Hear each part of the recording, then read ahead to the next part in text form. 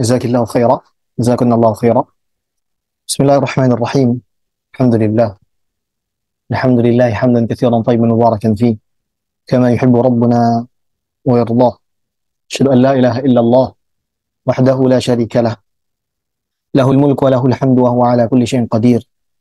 Allahumma aslih lana sya'nana kullah wa la takilna ila anfusina tarfata 'ain.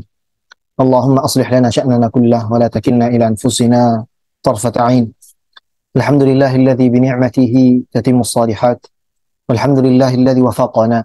Alhamdulillahilladzi hadana li hadza wa ma kunna linahtadiya laula an hadana Allah. Alhamdulillah, segala pujian hanyalah milik Allah Subhanahu wa taala. Hanya karena nikmatnya lah, dengan nikmatnya lah kita kembali dipertemukan oleh Allah Subhanahu wa taala di dalam majelis, di antara majelis-majelis ilmu, di dalam taman, di antara taman-taman surga, yang kita berharap semoga perkumpulan kita ini termasuk di antara perkumpulan yang dirahmati oleh Allah Subhanahu wa taala, termasuk perkumpulan yang juga dinaungi oleh para malaikat dan juga diturunkan kepada kita ketenangan serta nama-nama orang yang duduk di majelis ini kelak disebutkan oleh Allah Subhanahu wa taala di sisi para penduduk langit, para malaikat, sehingga mereka mendoakan kita. Ikhwatal iman, ahibati fillah, azinallahu wa iyyakum.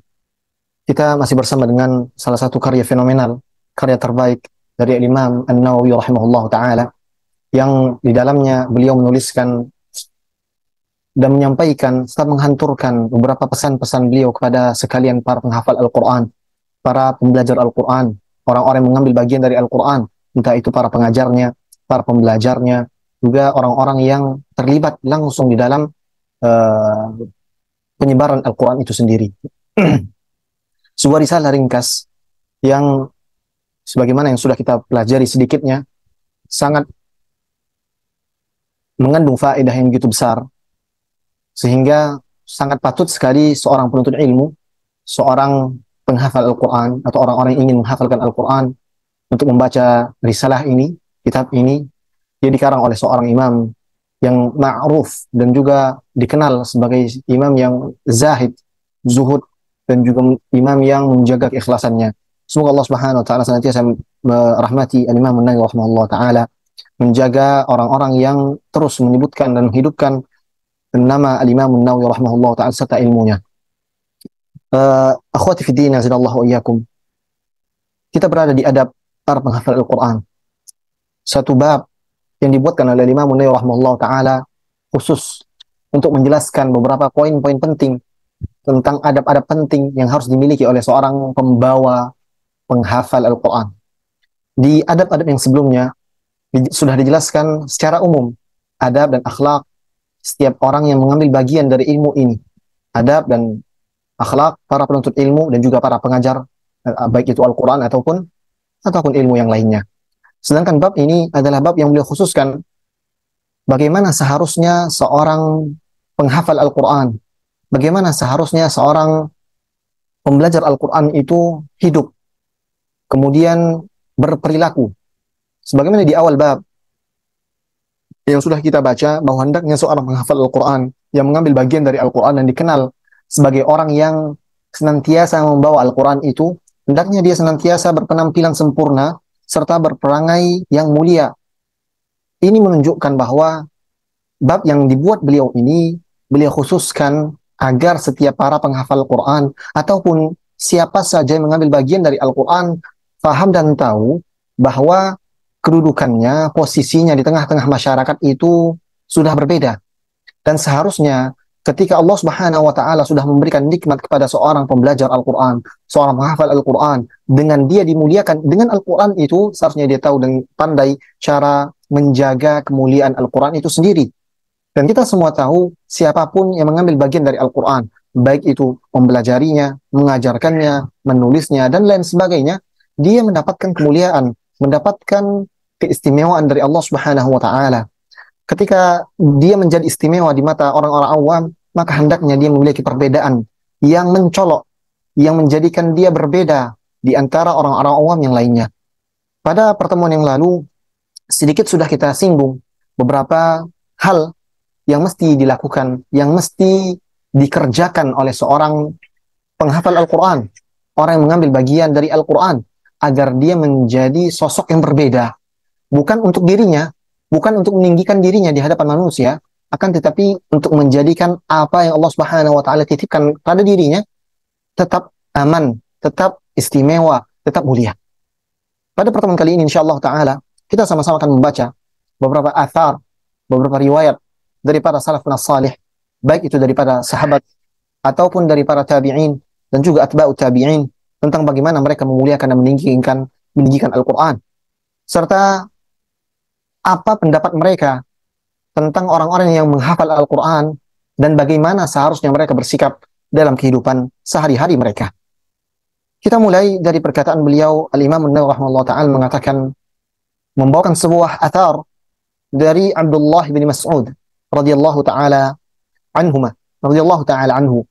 Beliau mengatakan, yanbaghi lihamilil Qur'ani an yu'rafa bilaylihi idhan nasu naimun wa binaharihi idhan nasu muftirun وبحزنه إذا الناس يفرحون وببكائه إذا الناس يضحكون وبصمته إذا الناس يخوضون وبخشوعه إذا الناس يختالون. Perkataan ini dikeluarkan oleh Imam Ibn Abi Shaybah di dalam kitab Musannafnya, sebuah kitab yang menghimpun beberapa athar dan juga hadis-hadis dari Rasulullah sallallahu alaihi wa ala alihi wa sahbihi wasallam. Mari kita lihat apa yang diriwayatkan oleh Imam An-Nawawi rahimahullah taala dari Abdullah bin Mas'ud radhiyallahu ta'ala anhu. Dan kita mengetahui siapa yang meriwayatkan, yang mengeluarkan perkataan ini. Beliau adalah Abdullah bin Mas'ud radhiyallahu ta'ala anhu, seorang yang diberikan label, diberikan cap bahwa ini adalah qari. Siapa yang memberikan cap ini? Apakah orang-orang biasa? Apakah orang-orang yang terpesona dan kagum dengan bacaan dari Abdullah bin Mas'ud? Yang memberikan label ini, memberikan gelar bahwa ia adalah qari dan pantas untuk diambil ilmunya adalah Rasulullah sallallahu alaihi wasallam, sebagaimana sabda dari Rasul sallallahu alaihi wasallam, man arada an yaqra al-Qur'ana kama unzil falyaqra'hu ala qira'ati Abdullah bin Mas'ud radhiyallahu taala anhu. Rasulullah sallallahu alaihi wasallam mengatakan, menceritakan serta merekomendasikan Abdullah bin Mas'ud radhiyallahu taala anhu, seorang sahabat yang mulia yang mengambil bagian dari Al-Qur'an, yang mengambil kemuliaan dari Al-Qur'an, dan kemuliaan beliau ini dengan Al-Qur'an ini sudah ditasbihkan atau ditetapkan oleh Rasulullah sallallahu alaihi wasallam dengan sabda beliau, siapa saja yang ingin membaca Al-Qur'an, yang ingin mempelajari Al-Qur'an sebagaimana dia diturunkan kepadaku, al-yaqra'hu ala qira'ati Abdullah bin Mas'ud, hendaknya dia membaca, hendaknya dia belajar qira'ahnya Abdullah bin Mas'ud radhiyallahu taala anhu. Kalau ingin belajar Al-Qur'an sebagaimana Al-Qur'an itu turun kepada Rasulullah sallallahu alaihi wasallam, hendaknya dia belajar sebagaimana Abdullah bin Mas'ud membaca Al-Quran. Ini sebuah rekomendasi dari Rasulullah SAW bahwa sosok yang akan kita pelajari, yang akan kita baca perkataannya adalah sosok yang sangat mumpuni di bidang Al-Quran itu sendiri. Dia adalah orang yang akan mengatakan sesuatu dan juga dia adalah orang yang sudah melakukan apa yang dia katakan. Ini menjadi hal yang penting untuk sama-sama kita renungi, bahwa siapa saja yang ingin perkataannya diterima, siapa saja yang ingin ucapannya didengar, hendaknya terlebih dahulu dia mengerjakan, mengamalkan apa yang dia sampaikan. Abdullah bin Mas'ud, ketika beliau mengeluarkan kalimat-kalimat yang barusan kita baca, beliau berbicara hal ini, menyatakan hal ini didasari dari pengalaman beliau, didasari dengan sepak terjang beliau di dalam memuliakan Al-Quran. Beliau mengatakan, yanbaghi lihamilil Quran, hendaknya seorang yang menghafal Al-Quran, seharusnya seorang yang mengambil bagian dari Al-Quran, entah itu penghafalnya, pengajarnya, pembelajarnya, orang yang duduk di dalam tahsin, halaqah-halaqah tahsin, hendaknya orang-orang ini yu'raf, dikenal dengan amalan-amalan yang berbeda dengan amalan orang-orang yang lain. Yanbaghi an yu'rafa, kata beliau, bilailihi idzan nasu naimun. Orang-orang yang mengambil bagian dari Al-Quran, para penghafal Al-Quran, hendaknya dia ma'ruf, dia dikenal sebagai orang-orang yang bangun malam di saat manusia sedang tertidur, mengambil bagian dari malam untuk beribadah, menghidupkan malam dengan qiyamul lail, yang menjadi pembeda antara seorang penghafal Al-Quran dengan orang yang tidak memiliki hafalan dari Al-Quran adalah bahwa orang yang menghafalkan Quran, dia harus punya wirid malamnya. Dia harus punya bacaan rutin dia setiap malam yang dibacanya di dalam salat malamnya. Kemudian beliau mengatakan, وَبِنَهَارِهِ إِذَا النَّاسُ مُفْطِرُونَ. Dan hendaknya dia juga dikenal, kata beliau radhiyallahu ta'ala anhu, hendaknya dia juga dikenal dengan puasanya di siang hari di saat sebagian besar manusia sedang tidak berpuasa. Artinya dia dikenal suka mengerjakan puasa-puasa sunnah. Dan ini seharusnya yang dilakukan oleh seorang yang sudah memiliki ilmu, sudah dititipkan oleh Allah Subhanahu wa taala ilmu. Baik itu ilmu Quran ataupun ilmu yang lainnya secara umum. Terkhusus lagi orang-orang yang mengambil bagian dari Al-Quran. Entah penghafal Al-Quran, para pengajar, para pembelajar Al-Quran. Hendaknya dia punya amalan-amalan yang menjadikan dia berbeda di antara orang-orang awam yang tidak punya ilmu, tidak tahu keutamaan. Hendaknya dia dikenal sebagai orang yang berpuasa sunnah, ya, menjaga puasa Senin Kamis misalnya, ataupun puasa sunnah yang lainnya. Dia menjadi berbeda di antara orang-orang yang tidak punya ilmu, yang tidak memiliki pengetahuan tentang keilmuan, tentang keutamaan dari amalan-amalan sunnah tersebut.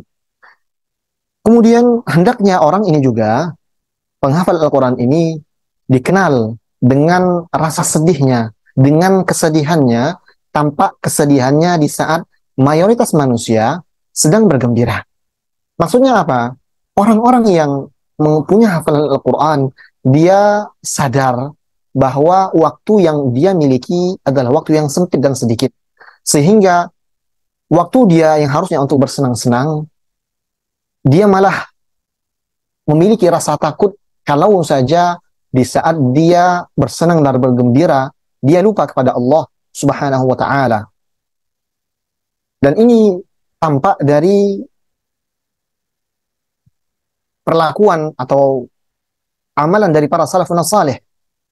Di saat manusia bergembira pada hal-hal yang mubah, mereka adalah orang-orang yang justru bersedih.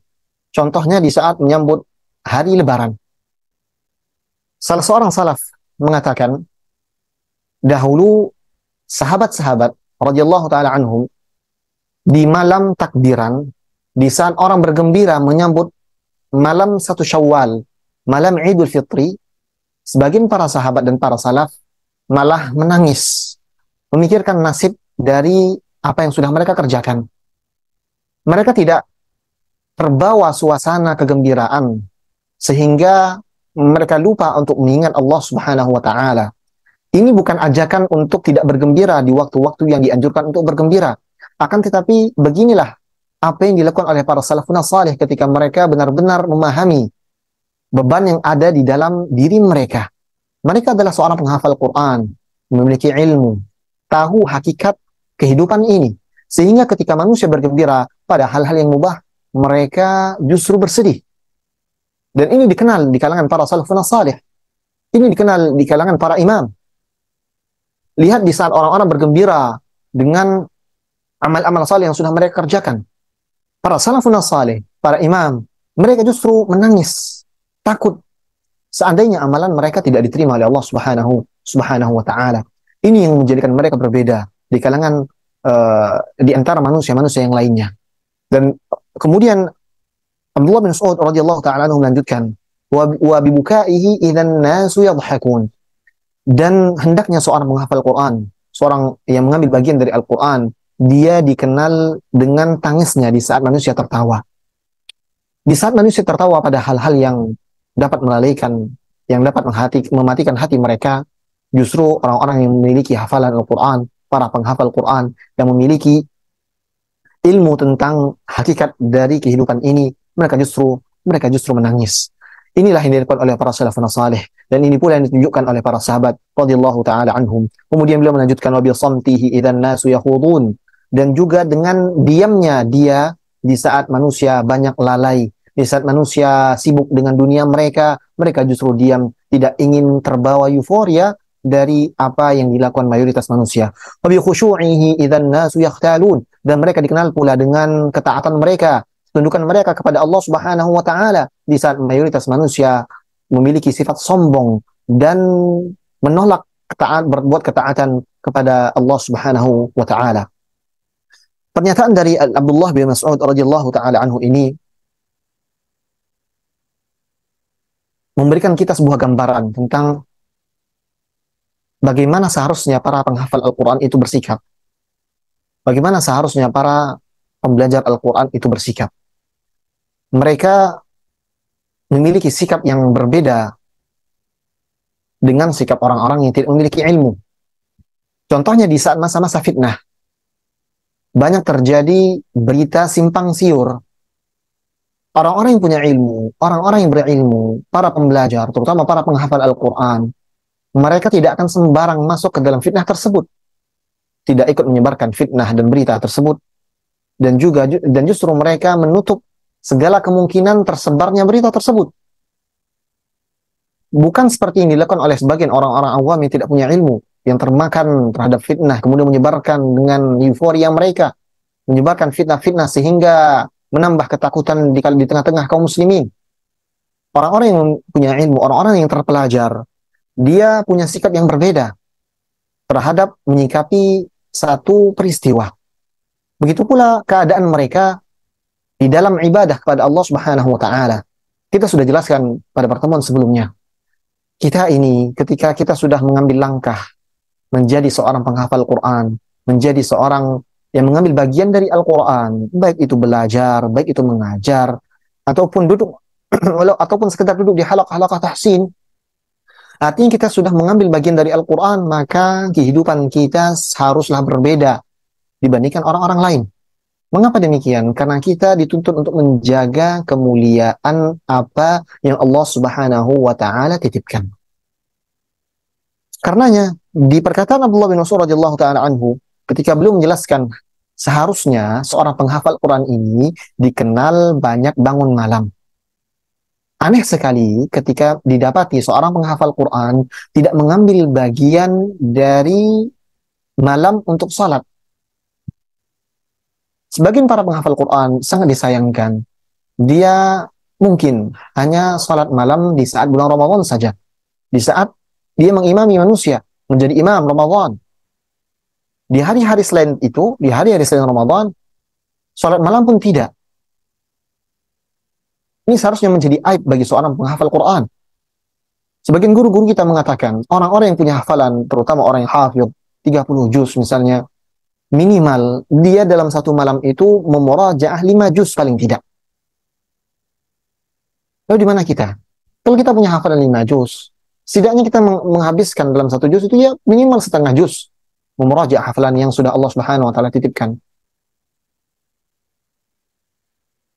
Rasulullah sallallahu alaihi wasallam mengatakan, "Man qama bil Qur'ani dzakarah, wa man lam yaqum bihi nasah." Barang siapa yang menghidupkan malam salat dengan membaca Al-Qur'an, menghidupkan malam-malam dengan memurajaah Al-Qur'an di dalam salat mereka, maka dia tidak akan melupakan Al-Qur'an. Wa man lam yaqum bihi, dan barang siapa yang tidak tegak untuk salat malam, tidak memurajaah Al-Quran di dalam salat malam mereka, nasahu, kata beliau, maka pasti dia akan lupa apa yang sudah dihafal. Ini perkataan dari Rasulullah SAW.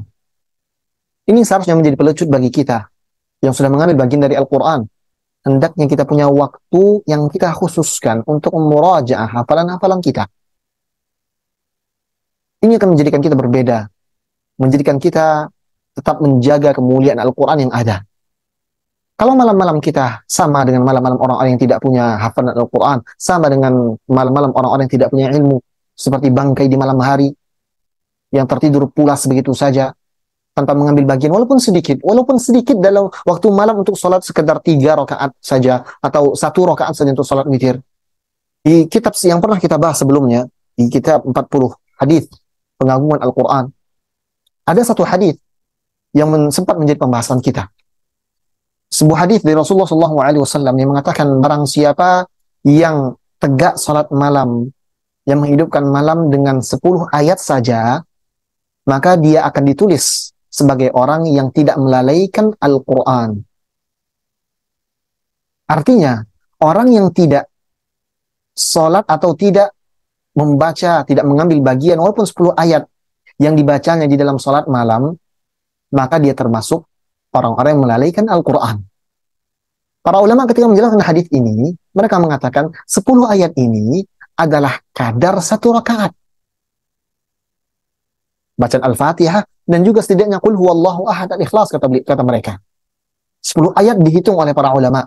Kalau sudah sholat saja satu rakaat saja minimal, maka dia sudah ditulis oleh Allah Subhanahu wa taala sebagai orang-orang yang tidak melalaikan hafalannya.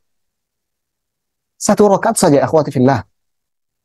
Iya, kita dituntut karena kita sudah mengambil bagian kemuliaan dari Al-Quran. Maka kita juga punya kewajiban untuk menjaga kemuliaan Al-Quran, dan salah satu cara menjaganya adalah dengan memurojaah hafalan-hafalan kita. Sekarang mari kita lihat kehidupan kita, kehidupan malam kita. Setelah salat Isya, bagaimana? Apa yang kita kerjakan? Langsung tidur, kemudian baru bangun ketika azan subuh berkumandang. Kapan waktu kita berdoa dengan Al-Quran yang sudah kita hafal, dengan kalam Allah? Ini perkataan Abdullah bin Mas'ud.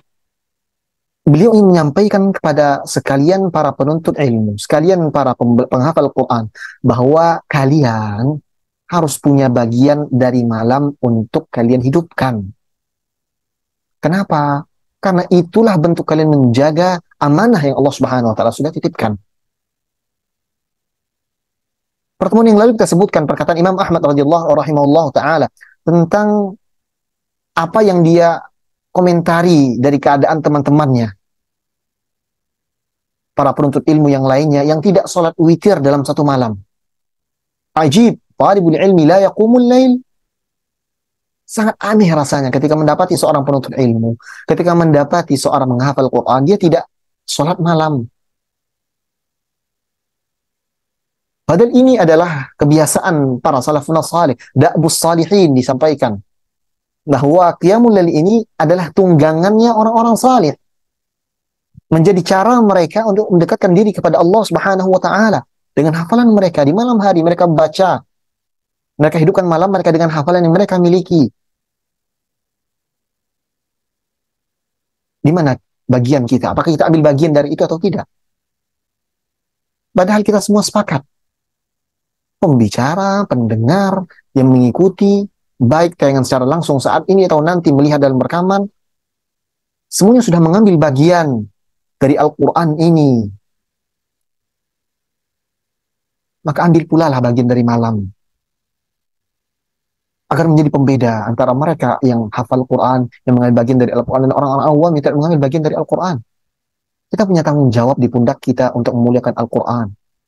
Karena Allah Subhanahu wa taala sudah muliakan kita dengan kita mengambil bagian dari Al-Quran. Ini tanggung jawab kita. Walaupun tetap Allah Subhanahu wa taala akan jaga Al-Quran itu. Tapi ini risiko dari kita mengambil kemuliaan tersebut. Kita harus jaga kemuliaan dari Al-Quran. Nanti di akhir dari paragraf-paragraf ini akan kita ketahui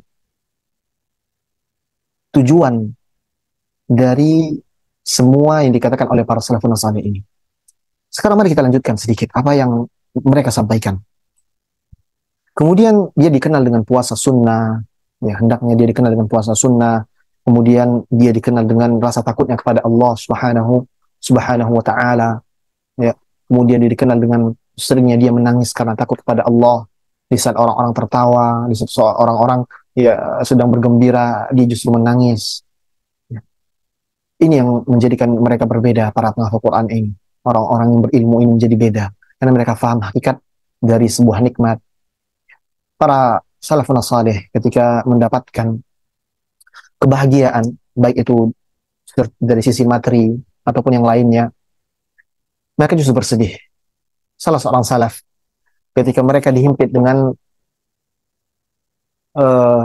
ujian materi yang begitu sulit, himpitan materi, ya kemiskinan yang begitu luar biasa, kemudian mereka diuji dengan dikirimnya untuk mereka beberapa harta yang dikirim oleh pemerintah pada saat itu, dikirim khalifah pada saat itu.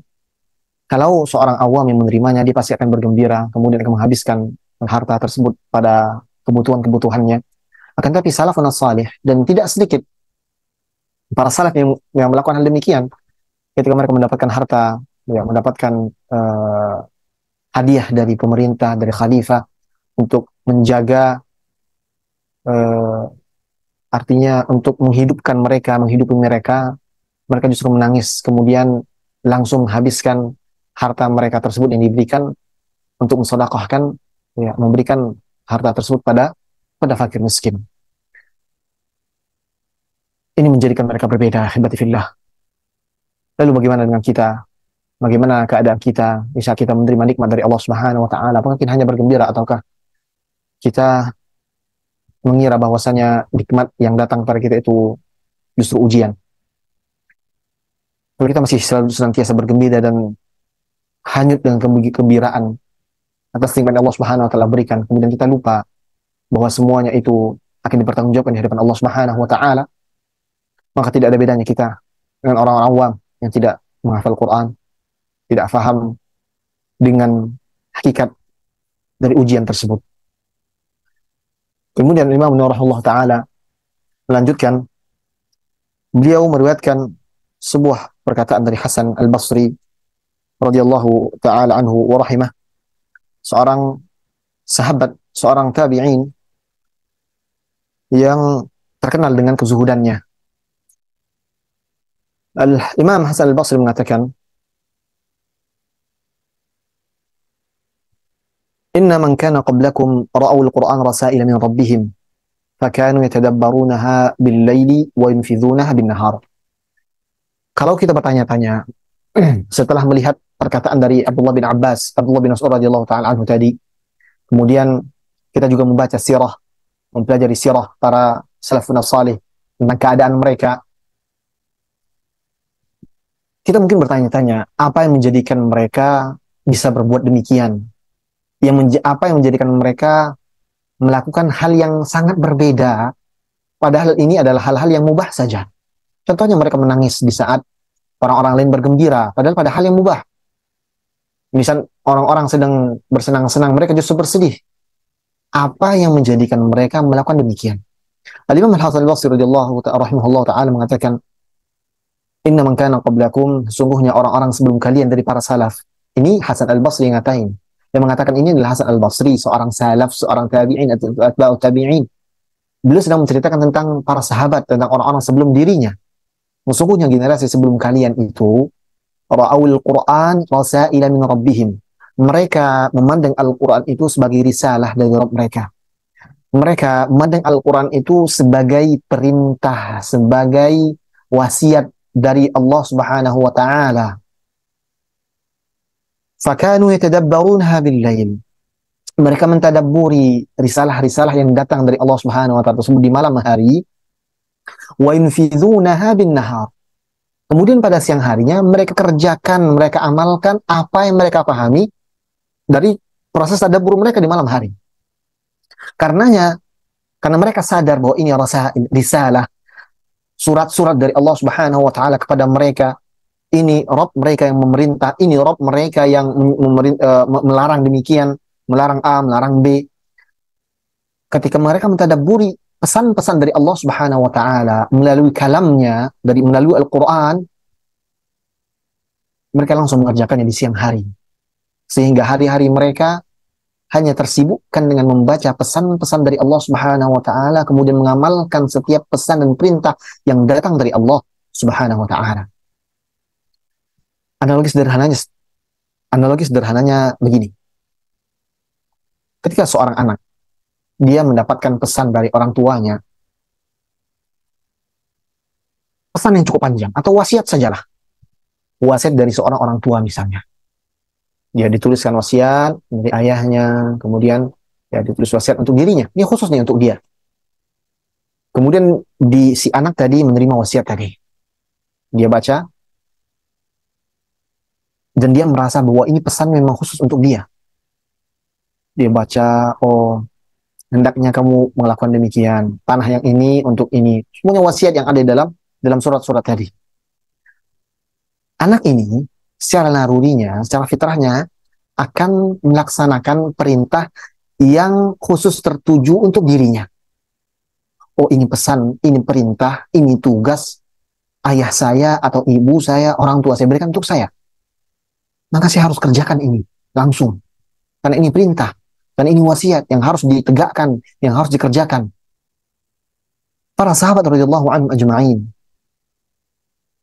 bermuamalah dengan kalamullah, bermuamalah dengan Al-Quran, laksana mereka bermuamalah dengan pesan-pesan dari orang tua mereka, langsung dikerjakan, bahkan lebih dibandingkan orang tua. Karenanya kehidupan mereka berbeda.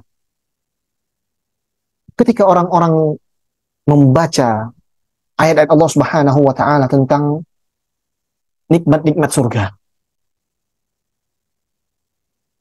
orang-orang yang tidak memahami tafsir yang ada di balik ayat-ayat tersebut, mereka mungkin hanya tersenyum karena zahir ayatnya tentang nikmat surga. Kan tapi sebagian salaf tidak.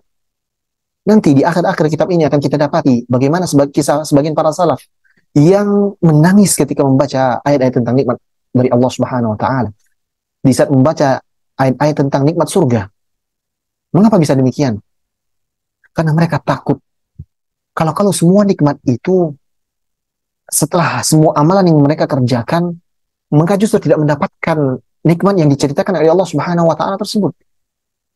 Di saat orang-orang membaca ayat-ayat tentang siksa neraka, ayat-ayat tentang hukum-hukum dari Allah Subhanahu wa taala,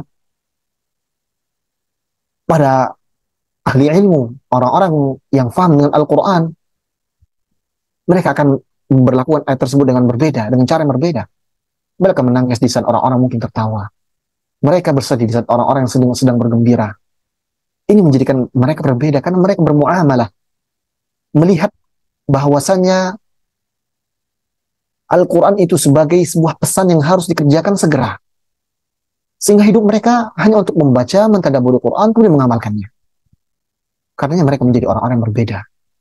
Karenanya pula Al-Quran yang ada di sisi mereka menjadi tetap mulia, terjaga kemuliaannya. Karenanya pula perkataan-perkataan mereka penuh dengan hikmah. Kenapa? Ini kehidupan mereka. Malamnya membaca, mentadabburi Quran, siangnya mengamalkan isi dan perintah dari Al-Quran tersebut. Makanya mereka menjadi sosok-sosok yang berbeda. Yang tampak perbedaannya secara langsung di kalangan orang-orang awam. Bahkan di kalangan para penuntut ilmu sekalipun, mereka menjadi orang-orang yang tampak lebih menonjol. Dari siapa? Dari sisi ibadah mereka. Semakin banyak mereka menghafal Quran, mereka semakin panjang pula salat malam mereka. Iya, Rasulullah SAW dalam riwayat Aisyah radhiyallahu taala anhu, ketika Aisyah radhiyallahu taala anha mendapati Rasulullah SAW salat malam, salat yang panjang, sampai-sampai Aisyah radhiyallahu taala anha mengatakan hatta tatafattara qadamah, sampai-sampai kaki Rasulullah SAW itu bebal. Kulit-kulitnya tersebut menjadi kulit yang mati, kebas. Dan itu tidak mungkin terjadi kecuali kalau sholat tersebut merupakan sholat yang panjang tegaknya. Dan ini Rasulullah SAW. Kita heran mengapa Rasulullah SAW bisa melakukan demikian. Aisyah pun heran. Ya Rasulullah, kenapa engkau melakukan hal sedemikian sampai menyakiti kakimu sendiri? Apa jawaban Rasulullah SAW? Afala akunu abdan syakura? Apakah tidak pantas aku untuk menjadi hamba yang bersyukur kepada Allah atas segala nikmat? Inilah suri tauladan kita, qudwah kita Rasulullah SAW. Terasa berbeda sekali kehidupannya dan kehidupan kita. Begitu menonjol ibadahnya.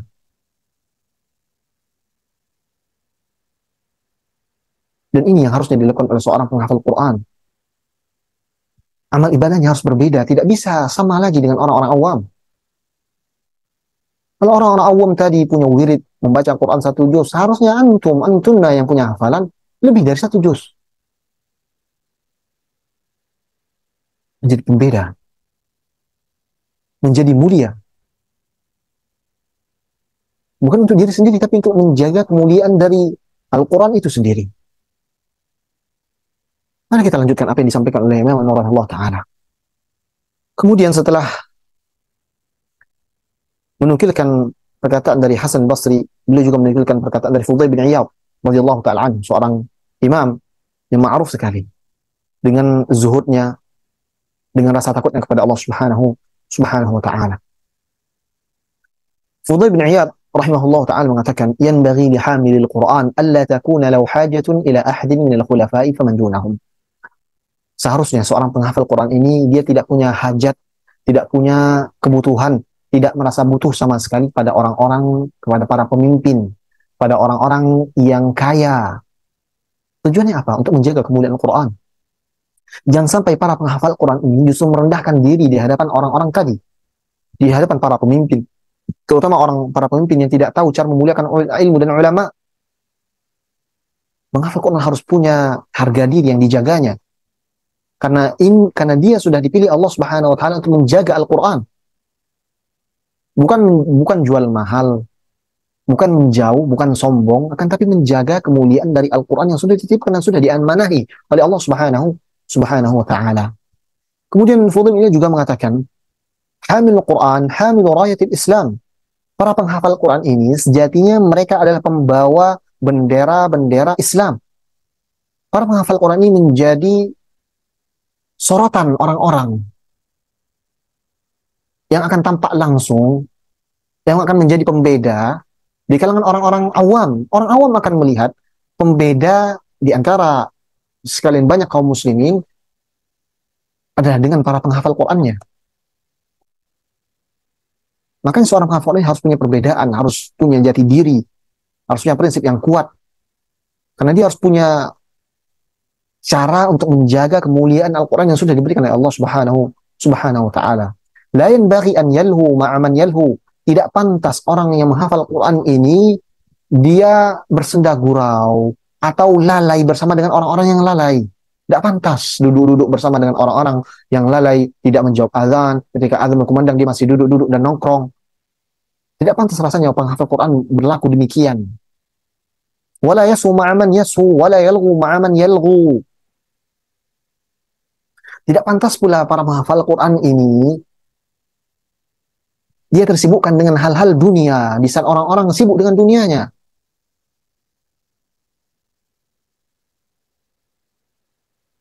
Kenapa? Beliau melanjutkan, ta'ziman li haqqil Quran. Tujuannya adalah untuk mengagungkan Al-Quran, untuk memuliakan Al-Quran, untuk memberikan hak Al-Quran yang ada. Ikhwatul iman, ahibati fillah. Bayangkan sekarang antum ada seorang menghafal Quran. Apakah pantas ketika Allah Subhanahu wa taala sudah menitipkan hafalan-hafalan Quran, kalamullah yang mulia ini kepada antunna, kemudian antunna justru membawa diri yang punya hafalan tadi, yang punya kemuliaan tadi, berada di tengah-tengah kelalaian manusia? Maka pantas? Ini bukan tentang memuliakan diri, bukan menjaga harkat martabat diri, tidak. Tapi menjaga amanah, menjaga kemuliaan Al-Quran yang Allah Subhanahu wa taala sudah titipkan. Semua perkataan para salaf yang barusan kita baca ini, semua tujuannya sama. Satu tujuan, menjaga kemuliaan Al-Quran.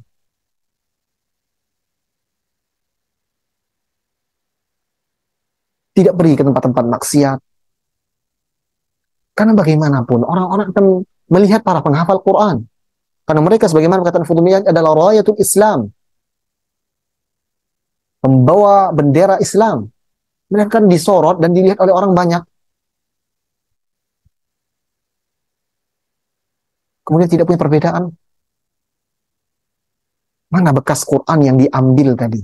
Mana bekas pelajaran Quran yang diambil tadi?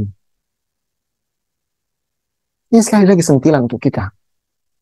Perkataan para salaf ini merupakan lecutan untuk kita semua yang masih sering lalai, yang masih sering terbawa suasana, terbawa dengan teman-teman yang buruk.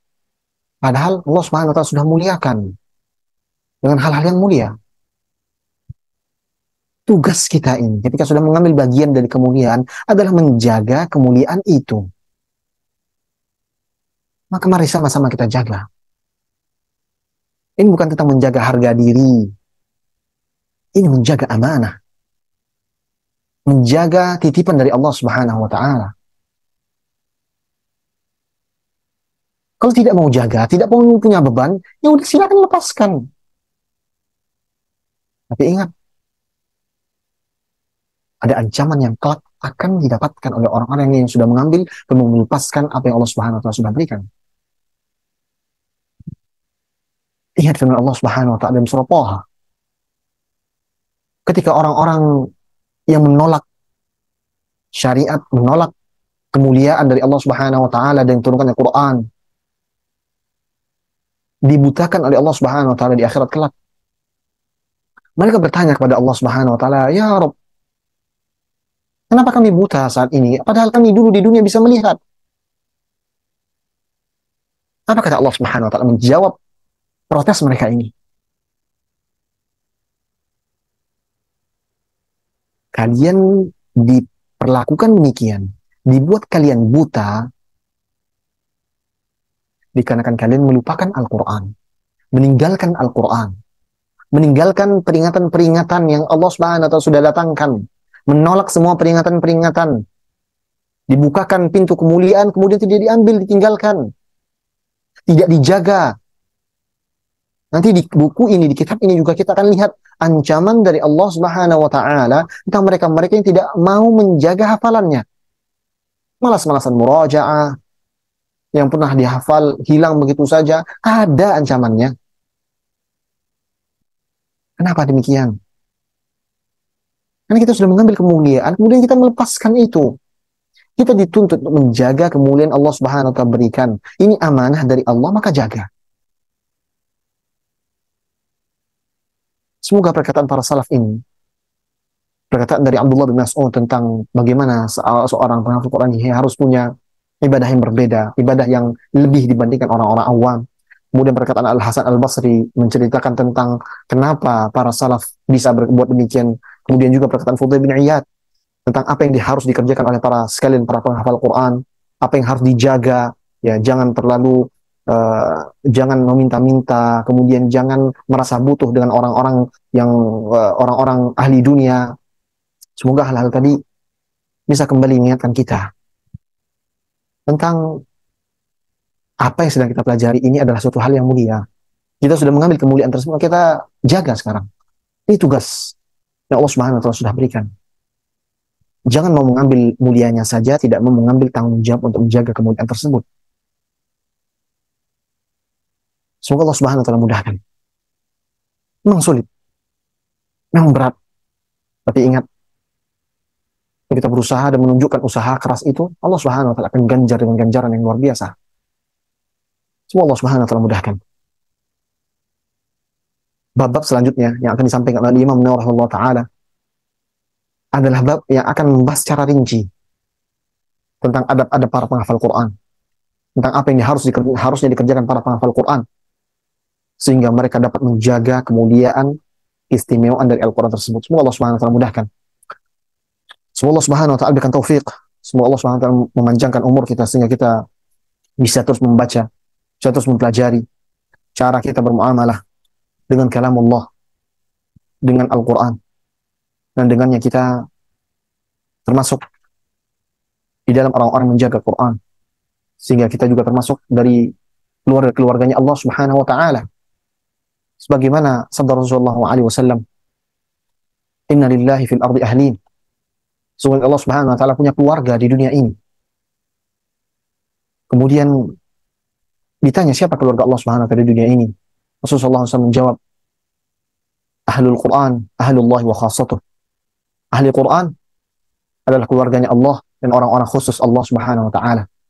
Para ulama menjelaskan ahlul Quran ini bukan hanya para penghafalnya saja, akan tapi mereka yang faham, mengamalkan, serta mengajarkan, menjaga kemuliaan dari Al-Quran, mengamalkan isi Quran, mentadabburi isi Quran. Ini yang dikatakan ahlul Quran, ahlullah wa khassatuh. Wafaqan Allah. So Allah Subhanahu wa taala berikan kita taufik. Jangan lupa minta doa. Minta kepada Allah Subhanahu wa taala agar Allah Subhanahu wa taala mudahkan kita untuk mengamalkan seluruh apa yang sudah kita pelajari. Ilmu yang kita baca, tulisan-tulisan yang kita serap, yang kita bahas, tujuannya cuma satu, supaya bisa diamalkan dan dipraktekkan dalam keseharian. Semua kita dimudahkan. Minta juga pengabulan amalan dari Allah Subhanahu wa taala atas segala amal ibadah yang kita lakukan. Karena tujuan sebuah amal ibadah adalah agar ibadah itu diterima oleh Allah Subhanahu wa taala. Allahumma taqabbal minna. Allahumma taqabbal minna innaka antas samiul alim wa tub alaina innaka antat tawwabur rahim. Ya hayyu ya qayyum ya dzal jalal wal ikram.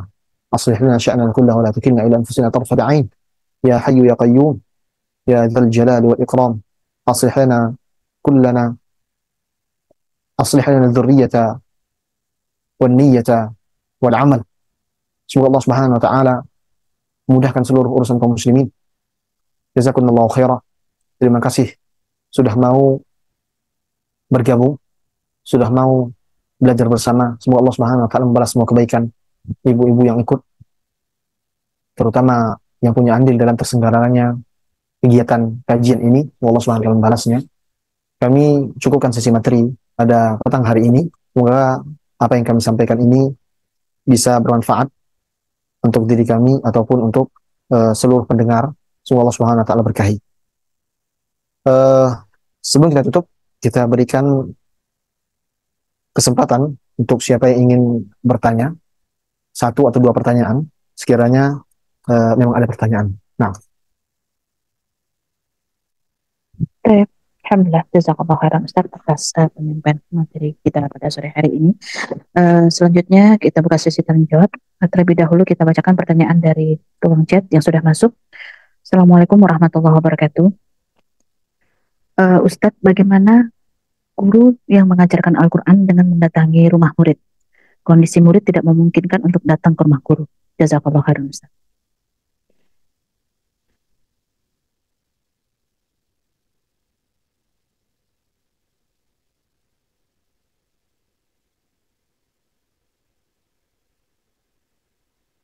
ada pertanyaan langsung. Ini tadi Ustadz ada pertanyaan dari ruang chat Ustadz. Oh ya, silakan bacakan. Baik, anak ulangi. Assalamualaikum warahmatullahi wabarakatuh. Ustadz, bagaimana guru yang mengajarkan Al-Quran dengan mendatangi rumah murid? Kondisi murid tidak memungkinkan untuk datang ke rumah guru. Nah, Ustadz, Secara umum, mengajarkan Al-Quran adalah hal yang mulia, ya. Baik itu dengan mendatangi di rumah-rumah, menyebarkan ilmu tersebut dalam rumah dan sebagainya, ataupun di masjid-masjid, tentu terutama yang lebih utama di masjid Allah Subhanahu wa taala, ya, ada halaqah dan sebagainya. Tidak masalah sebenarnya untuk mengajarkan privat-privat demikian, yang guru datang ke rumah dan sebagainya, tapi harus dipastikan bahwa murid tersebut atau mungkin orang tua murid tadi paham akan kemuliaan dari guru tadi, tahu cara memuliakan ilmu dan ulama, sehingga tidak mudah-mudahan tidak menganggap bahwasannya guru tadi adalah seorang pesuruh dan sebagainya. Bukan untuk, sekali lagi, bukan untuk diri sendiri, bukan untuk menjaga harga diri kan, tapi menjaga kemuliaan dari ilmu yang dimiliki. Ya, coba pastikan kalau mungkin sembari belajar Al-Quran diajarkan pula tentang adab-adab para penuntut ilmu, maka itu lebih baik. Allah a'lam.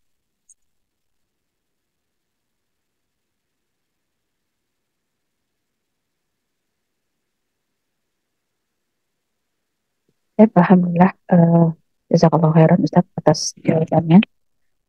Selanjutnya, kembali kita bacakan pertanyaan dari ruang chat yang sudah masuk.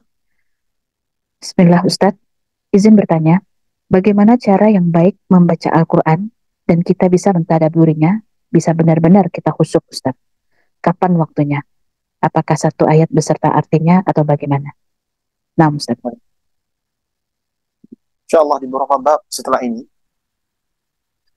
ada pembahasan khusus tentang qiraatul lail atau membaca Al-Quran di saat malam. Ya. Membaca Quran di saat malam ini punya efek tersendiri untuk diri, terutama ketika dia menghadirkan hati ketika membacanya. Adapun caranya, ya, tiap orang punya cara berbeda-beda, entah itu membaca teks bahasa Arab kemudian terjemahannya, atau membaca terjemahannya saja. Ya. Banyak cara untuk bisa mentadabburi Quran. Ya. Cara yang terbaik adalah ketika kita duduk di majelis-majelis yang menjelaskan tentang tafsir-tafsir Al-Quran. Karena ketika kita duduk di majelis, kita akan mendapatkan gambaran luas terkait dengan ayat yang sedang kita baca. Akan tapi untuk kapan waktunya dan sebagainya, insya Allah Ta'ala, di beberapa bab setelah ini akan kita dapati penjelasan dari Imam An-Nawawi Ta'ala. Jadi sabar dan tetap baca dan tetap ikuti kajian-kajian kita, insya Allah Ta'ala. Nah,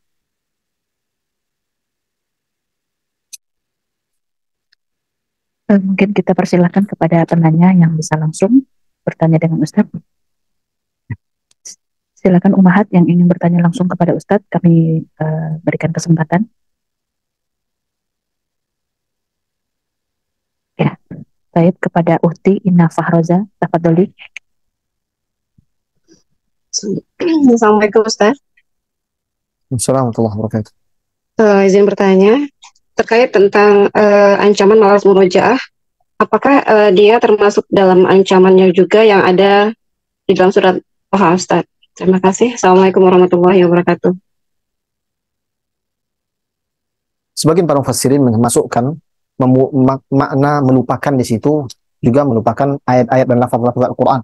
Kan tapi memang secara umum yang mufassirin, yang mayoritas mufassirin menyatakan bahwasanya yang dimaksud dari melupakan di situ adalah meninggalkan, tidak mengamalkan Quran dan tidak menerima syariat yang turun dari Al-Quran tersebut. Fanasitaha, dan kemudian kamu melupakannya. Kan tapi ada juga mufassirin yang memasukkan melupakan lafaz-lafaz Al-Quran ke dalam ancaman yang tadi disebutkan di dalam surat Thaha. Sebuah kaidah ketika ada ancaman-ancaman dari syariat ini dan ada dalil-dalil tentang ancaman, maka yang terbaik adalah menggabungkan seluruh bentuk ancaman-ancaman tadi sehingga menjadikan seorang itu menjadi lebih takut. Begitu pula ketika ada dalil-dalil tentang keutamaan satu ibadah, ya, ketika riwayatnya atau pendapat terkait dengan keutamaan dari sebuah ibadah tadi, ya, berbeda-beda. Yang satu riwayat menyebutkan keutamaannya A, yang satu riwayat menyebutkan B. Maka yang terbaik adalah mengumpulkan semua dalil-dalil tadi, kemudian menggabungkan seluruh keutamaan-keutamaan tadi dengan harapan semua keutamaan tersebut didapatkan oleh orang yang mengerjakan amal ibadah tadi. Ya, itulah kaidah yang disampaikan oleh para ulama tentang kaidah memberikan rasa takut dan memberikan kabar gembira kepada kaum muslimin. Ya, kalau ada ayat-ayat ancaman, kalau ada riwayat juga yang menjelaskan berbeda dengan yang lainnya, akan tapi masih punya landasan-landasan yang valid dan sahih, maka bisa dijadikan sebagai dalil pula, terutama seperti yang ada dalam surat Thaha tadi. Mayoritas mufassirin mengatakan bahwasanya fanasitaha, kemudian engkau melupakannya, ya, mereka mengatakan bahwasanya melupakannya, tidak mengerjakannya, tidak mengamalkannya, ada syariat-syariat ditinggalkan, ditolak dan sebagainya. Kan tapi ada yang menyatakan bahwasanya hatta meninggalkan lafaz-lafaznya, artinya meninggalkan murajaah, tidak murajaah hafal-hafal yang sudah diberikan, termasuk juga dari dalam ancaman tersebut. Wallahu taala a'lam. Nah,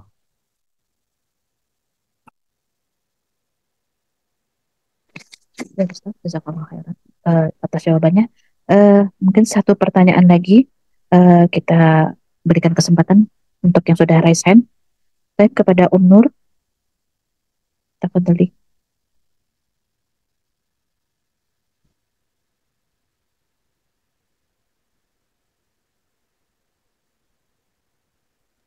Silahkan kepada Nur yang sudah raise hand.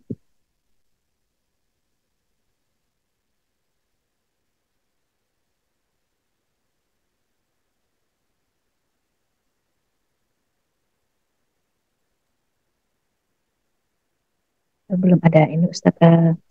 Mungkin kita masuk ke pertanyaan satu lagi ya Ustaz ya. ya boleh, silahkan. Kita ambil pertanyaan yang sudah masuk dalam ruang chat. Assalamualaikum Ustaz. Mana yang lebih diutamakan, yaitu memurojaah hafalan atau tilawah Al-Quran Ustaz? berapakah pembagian porsinya, Ustaz? Nah, Ustaz. Nah, tidak ada sebenarnya yang mesti didahulukan dibandingkan yang lain. Kan tapi mereka punya hafalan, mereka punya beban yang lain, beban tambahan, yaitu beban untuk menjaga hafalan yang sudah mereka hafal. Maka kalau ada kesempatan untuk bisa murojaah, maka ini murojaah dahulu, ya. Dan tilawah itu sebenarnya bisa dilakukan, dan kita tahu juga murojaah itu juga bentuk bentuk tilawah. Tilawah adalah membaca Quran, dan memurojaah hafalan Quran juga bentuk dari tilawah Al-Quran. Ya, kalau bisa digabungkan keduanya, misalnya murojaahnya waktunya sekian dari jam sekian sekiannya dua jam atau lebih, maka tilawahnya mungkin 1 jam. Ya, orang-orang yang punya hafalan maka diutamakan dia untuk memurojaah hafalannya, karena hafalan ini kalau tidak dimurojaah dia akan hilang, dan takutnya ya kita masuk dari ancaman yang sengaja melalaikan hafalan-hafalan kita. Nasallallahu alaihi wasallam. Baik, kami cukupkan sesi pertanyaan ini pada sesi petang ini, cukup sampai di sini. Semoga Allah Subhanahu wa taala memberikan kebermanfaatan yang banyak untuk pembicara pribadi. Kami mohon maaf atas segala kekurangan ilmu, kekurangan cara menyampaikan dan lain sebagainya. Dan kami mohon maaf juga atas kelebihan waktu yang kami ambil. Kami mohon maaf. Semoga Allah Subhanahu wa taala mengampuni pembicara, orang tuanya, keluarganya, istri dan anaknya, dan juga setiap orang yang dia pernah bersalah kepada mereka. Semoga Allah Subhanahu wa taala menjaga menjaga guru-guru kita, merahmati mereka yang sudah wafat, serta memanjangkan umur mereka dalam ketaatan bagi mereka yang masih dalam keadaan hidup. Semoga Allah Subhanahu wa taala memberikan ganjaran yang luas kepada seluruh ibu-ibu para pembelajar Quran. Ingat bahwasanya antun adalah kirim dengan Allah Subhanahu wa taala. Ya, khairukum man ta'allama al-Qur'ana wa 'allama, bahwa sebaik-baik manusia adalah mereka yang belajar Quran kemudian mengajarkannya, dan antunlah berada di jalan tersebut. Semoga maka ikhlaskan niat kepada Allah Subhanahu wa taala agar benar-benar mendapatkan keutamaan yang tadi disebutkan, menjadi sebaik-baik manusia. Terima kasih. Kami izin undur diri. Kami tutup dengan al-kafaratu majlis. Subhanakallahumma bihamdika asyhadu an la ilaha illa anta astaghfiruka wa atubu ilaik. Wassallallahu wasallam ala nabiyyina Muhammadin wa ala alihi wa sahbihi wasallam. Assalamualaikum warahmatullahi wabarakatuh. Waalaikumsalam.